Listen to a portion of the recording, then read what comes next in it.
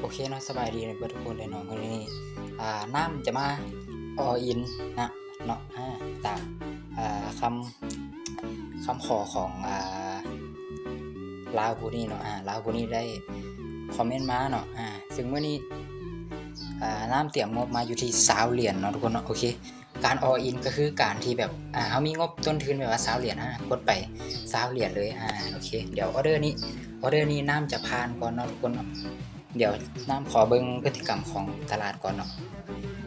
ตอนนี้พฤติกรรมของตลาดเป็นเทรนขาลงเนาะทุกคนเนาะคือว่าลงมาเป็นเทรนขาลงแบบว่างามๆเลยเนาะทุกคนและน้ำอยากจะแนะนำเนาะก็คือการอออินเนี่ยก็คือมันก็บ่ได้ดีเสมอไปเนาะทุกคนเนาะเพราะว่าเราจะมีโอกาสไปได้แค่ครั้งเดียวเท่านั้นเนาะทุกคนเนาะและก็ถ้าเฮาเนี่ยบริหารทุนก็คือแบบมันจะดีกว่าเนาะทุกคนเนาะเพราะว่าอออินนี่น้ำบ่ค่อยแนะนำเนาะทุกคนเนาะโอ้ตอนนี้พฤติกรรมของตลาดเนี่ยตอนนี้คือแท่งเทียนเขียวหรือว่าแห้งซื้อค่อนข้างเข้ามาหลายเลยเนาะทุกคนเนาะซึ่งออเดอร์นี้เดี๋ยวน้ำจะกดซื้อไปเลยเนาะทุกคนเนาะมาเดี๋ยวมาเบิ่งน้ำกันเนาะผลลัพธ์30วิเนาะมาทุกคนเดี๋ยวมาเบิ่งผลลัพธ์น้ำกันเนาะว่าน้ำเนี่ยจะได้หรือบ่เนาะน้ำใช้ต้นทุน20เหรียญ1เหรียญก็เท่ากับ$1เนาะทุกคนเนาะซึ่ง$1เนี่ยก็ถ้าเป็นเงินกีบก็จะเป็นอยู่ที่เงิน20ปลายพันเนาะโอเคทุกคนน่าจะบ่มีปัญหาแล้วเนาะทุกคนเนาะโอเควินงามๆวินงามๆเนาะทุกคนเนาะโอเคได้กำไรเห็นป่ะทุกคนโอ้หัวใจเต้นเลยตื่นเต้นเนาะทุกคนเนาะตลาดค่อนข้างมาสวิงเลยเนาะทุกคนโอเคโอ้วินมาแบบงามๆเลยเนาะคำสั่งปิดโอ้ถือว่ามื้อนี้เนี่ยก็คือน้ามีกำไรเนาะทุกคนเนาะมีกำไรอยู่ที่19เหรียญเลยเนาะทุกคนเนาะโอ้จากต้นทุน20เหรียญเนาะทุกคนเนาะได้กำไรมาที่19เหรียญก็ซึ่งเป็นราคาถอนเนาะถ้าเฮาถอนเนี่ย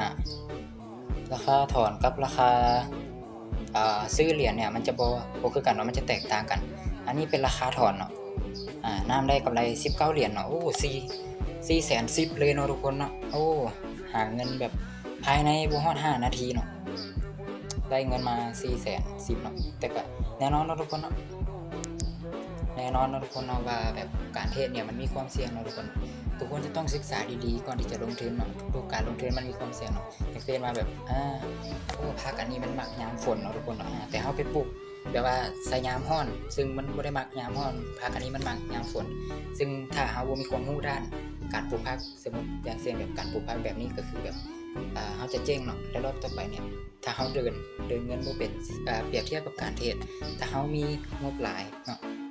สมมุติน้ามี10เหรียญเนาะน้าก็แบบเอากำไรแบบว่า1เหรียญบ่ถ้าบ่ได้รอบแรกก็บ่เป็นหยังเฮาก็คูณเงินไปสมมุติรอบแรกแพ้น้าก็ไปแบบ2.4บ่เฮาก็จะได้ทั้งต้นทุนแล้วก็กำไรเนาะถ้าเฮาบ่พลาดเนาะทุกคนเนาะก็จะต้องศึกษาดีๆเนาะทุกคนบ่แม่นว่าจะแบบมาตามกระแสเฮาจะต้องศึกษาแล้วก็ทุ่มเทกับมันเนาะถ้าเฮาแบบว่าเลือกเส้นทางเทรดเดอร์แล้วเนาะทุกคนเนาะโอเคเดี๋ยวคลิปนี้น้ำก็ต้อง